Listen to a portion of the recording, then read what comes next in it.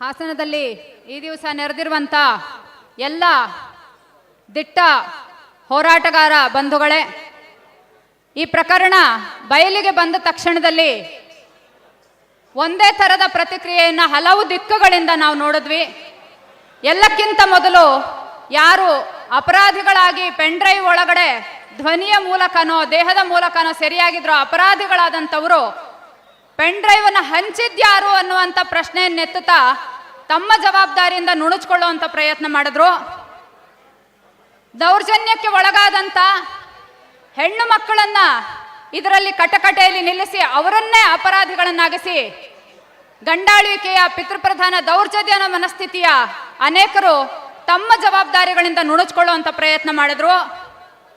ಮಾಜಿ ಮುಖ್ಯಮಂತ್ರಿಗಳು, ಮಾಜಿ ಪ್ರಧಾನಮಂತ್ರಿಗಳು, ಹಲವಾರು ಮಾಜಿಗಳು ಇದಕ್ಕೂ ನಮಗೂ ಸಂಬಂಧವೇ ಇಲ್ಲ ಅನ್ನೋಂಥ ಹೇಳಿಕೆಯನ್ನು ಕೊಡೋದ್ರ ಮೂಲಕ ನುಣುಚಿಕೊಳ್ಳೋದಕ್ಕೆ ಪ್ರಯತ್ನ ಪಟ್ಟರೆ ಹಲವು ಹಂತಗಳಲ್ಲಿ ಈ ದೌರ್ಜನ್ಯವನ್ನ ಬೆಳಕಿಗೆ ಬಂದ ತಕ್ಷಣ ತಡಿಬೇಕಾದಂಥ ಜವಾಬ್ದಾರಿ ಇದ್ದಂಥ ಸರ್ಕಾರವೂ ಕೂಡ ಇಷ್ಟು ದೀರ್ಘಕಾಲ ಹಲವು ರೀತಿಯ ತನ್ನ ಕರ್ತವ್ಯಗಳಿಂದ ನುಣುಚಿಕೊಳ್ತಾ ಬಂದಿದೆ. ಇವತ್ತಿನ ಈ ಸಮಾವೇಶ ಈ ಎಲ್ಲ ನುಣುಚುಕೋರರಿಗೆ, ತಮ್ಮ ಜವಾಬ್ದಾರಿಯಿಂದ ನುಣುಚಿಕೊಳ್ತಾ ಇರುವಂಥ ಎಲ್ಲ ನುಣುಚುಕೋರರಿಗೆ ಒಂದು ದೊಡ್ಡ ಎಚ್ಚರಿಕೆ ಅಂಥೇಳಿ ನಾವು ಹೇಳಬೇಕಾಗಿದೆ.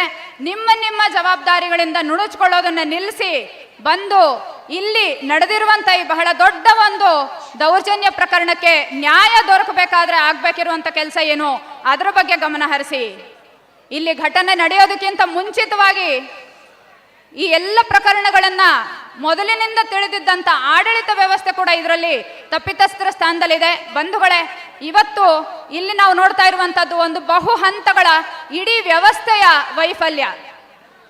ಹೆಣ್ಣು ಮಕ್ಕಳು ತಮ್ಮದೊಂದು ಸಣ್ಣ ಆಶಯಕ್ಕೆ, ಒಂದು ಸಣ್ಣ ಆಸೆಗೆ, ತಮ್ಮ ವೃತ್ತಿಯಲ್ಲಿ ಒಂದು ಸಣ್ಣ ಪ್ರಮೋಷನ್ಗೆ, ತಮ್ಮ ಮೇಲೆ ನಡೀತಿರ್ತಕ್ಕಂಥ ಒಂದು ಸಣ್ಣ ದೌರ್ಜನ್ಯದಿಂದ ಮುಕ್ತರಾಗೋದಕ್ಕೆ, ಯಾವುದೋ ಒಂದು ಸಣ್ಣ ಪಂಚಾಯಿತಿ ಟಿಕೆಟ್ಗೆ ತಮ್ಮ ಮಹತ್ವಾಕಾಂಕ್ಷೆಯನ್ನು ಈಡೇರಿಸ್ಕೊಳ್ಳೋದಕ್ಕೆ ಅವರಿಗಿರುವಂಥ ಒಂದೇ ಆಯ್ಕೆ ಈ ವ್ಯವಸ್ಥೆ ಕೊಟ್ಟಿರೋದು. ಆ ಆಯ್ಕೆ ಏನಂದ್ರೆ, ಒಬ್ಬ ಅತ್ಯಂತ ಹೀನ ಮನಸ್ಥಿತಿಯ ದೌರ್ಜನ್ಯಕೋರನೊಬ್ಬನ ಎಲ್ಲ ತೆವಲುಗಳಿಗೆ ಬಲಿಯಾಗಿ ಅದರ ಮೂಲಕವೇ ಹಾದು ಹೋಗುವಂಥ ಏಕೈಕ ಆಯ್ಕೆಯನ್ನು ಅವರಿಗೆ ಈ ವ್ಯವಸ್ಥೆ ಒದಗಿಸಿದೆ. ಇಲ್ಲದೇ ಇದ್ರೆ ಅವ್ರು ಮುಂದಿರುವಂಥ ಆಯ್ಕೆ ಏನು?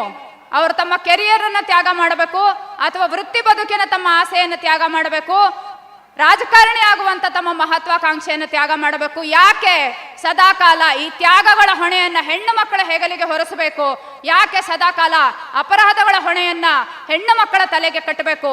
ಯಾರೆಲ್ಲ ಇದರಲ್ಲಿ ನಿಜವಾದಂಥ ಅಪರಾಧಿಗಳಿದಿರೋ ಆ ಪ್ರತಿ ಒಬ್ಬರೂ ಕೂಡ ಇವತ್ತು ತಮ್ಮ ತಮ್ಮ ಪಾಲಿನ ಹೊಣೆಗಾರಿಕೆಯನ್ನು ಹೊರಲೇಬೇಕು ಅನ್ನುವಂಥದ್ದನ್ನ ಆಗ್ರಹಿಸೋದಕ್ಕಾಗಿ ನಾವೆಲ್ಲರೂ ಇವತ್ತಿಲ್ಲಿ ಸೇರಿದ್ದೀವಿ. ಯಾವುದೇ ಕಾರಣಕ್ಕೂ ರಾಜಕಾರಣಿಗಳು ದಯಮಾಡಿ ಇಂತಹ ದೊಡ್ಡ ಒಂದು ಸ್ಪಾಂಟೇನಿಯಸ್ ಆಗಿ ಸ್ವಯಂ ಪ್ರೇರಣೆಯಿಂದ ಬಂದು ಸೇರಿರುವಂಥ ದೊಡ್ಡ ಸಮಾವೇಶವನ್ನ ಸ್ಪಾನ್ಸರ್ಡ್ ಅಂತ ಹೇಳುವಂಥ ಬಂಡತನವನ್ನ ಮಾಡೋದು ಬೇಡ. ಇಷ್ಟು ದೊಡ್ಡ ಜನರನ್ನ, ಇಂಥ ದೊಡ್ಡ ದೊಡ್ಡ ಹೋರಾಟಗಾರರನ್ನ, ತಿಳುವಳಿಕಸ್ತರನ್ನ, ಚಳುವಳಿಗಾರರನ್ನ ಸ್ಪಾನ್ಸರ್ ಮಾಡುವಂಥ ಧೈರ್ಯ, ಅಂತ ಶಕ್ತಿ ಇರುವಂಥ ಯಾವ ರಾಜಕೀಯ ಪಕ್ಷವು ಇವತ್ತಿನ ತನಕ ಕರ್ನಾಟಕದಲ್ಲೂ ಇಲ್ಲ, ದೇಶದಲ್ಲೂ ಇಲ್ಲ. ನಮ್ಮನ್ನು ಸ್ಪಾನ್ಸರ್ ಮಾಡೋ ಶಕ್ತಿ ಯಾರಿಗೂ ಇಲ್ಲ. ಮತ್ತು ಎಂದೆಂದಿಗೂ ಈ ಹೋರಾಟದ ಜೊತೆಯಲ್ಲಿ ಇರುವಂಥವ್ರು ನಾವೆಲ್ಲರೂ ಕೂಡ ತಮ್ಮ ಜವಾಬ್ದಾರಿಯನ್ನು ಹೊರತಾ ಇದೇ ಕೂಡಲೇ ಪ್ರಜ್ವಲ್ ರೇವಣ್ಣನ ಕುಟುಂಬ, ಅವರ ತಾತ ಮುದ್ದಾಗಿ ಮೊಮ್ಮಗನಿಗೆ ಪತ್ರ ಬರೆಯೋದನ್ನ ನಿಲ್ಲಿಸಿ ಕೂಡಲೇ ಸಂಪೂರ್ಣವಾದಂಥ ಕಾನೂನು ಪ್ರಕ್ರಿಯೆ ಮೂಲಕ ಹಾದು ಹೋಗೋದಕ್ಕೆ ಆತನನ್ನ ಬಂಧನಕ್ಕೆ ಒಳಪಡಿಸಬೇಕು.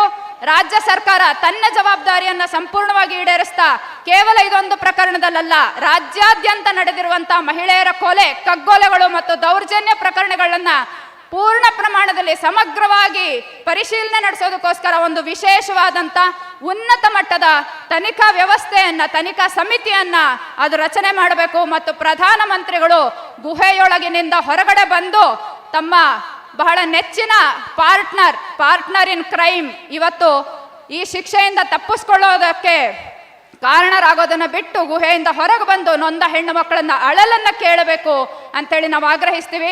ಬಂಧುಗಳೇ, ಈ ಜವಾಬ್ದಾರಿಯ ಹೋರಾಟದಲ್ಲಿ ಒಂದು ವೇಳೆ 4ನೇ ತಾರೀಕಿಗೆ ಫಲಿತಾಂಶ ಯಾವುದೇ ರೀತಿಯಾಗಿ ಬಂದರೂ ಕೂಡ ಕರ್ನಾಟಕದ ಮಹಿಳೆಯರು ಮತ್ತು ಪ್ರಜ್ಞಾವಂತರು ಒಂದು ಇತಿಹಾಸವನ್ನೇ ನಿರ್ಮಾಣ ಮಾಡುವಂತ ಮುಂದಿನ ಹಂತದ ಬಹಳ ದೊಡ್ಡ ಹೋರಾಟಕ್ಕೆ ನಾವೆಲ್ಲರೂ ಸಜ್ಜಾಗಬೇಕಾಗಿದೆ.